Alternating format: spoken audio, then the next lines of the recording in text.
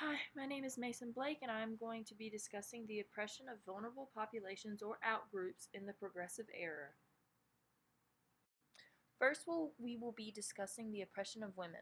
They were subject to traditional female roles even when many women were key leaders in the Progressive Era, like Jane Addams, who founded the Hull House. Women took political action to secure suffrage through marches and protests, and eventually they won with enactment of the 19th Amendment to the Constitution in 1920 that gave them the right to vote. Suffragettes promised to vote for reforms in family issues once they gained the right to vote. Also, they had support of President Wilson when the women threatened to withdraw support of World War I. Next, we have the African American community.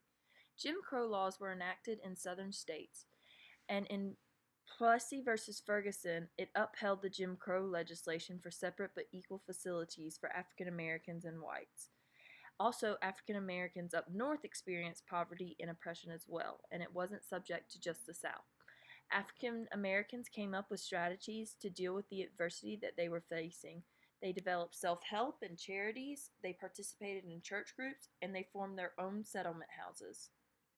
Another group that experienced oppression in the Progressive Era were the Asian immigrants.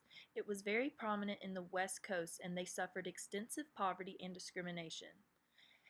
In 1907, there was the Gentlemen's Agreement that excluded Japanese people from immigrating to the United States, and it was already that Chinese immigrants could not come to the United States as well.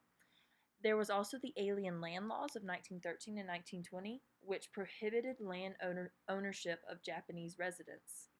Lastly, we have Spanish-speaking persons.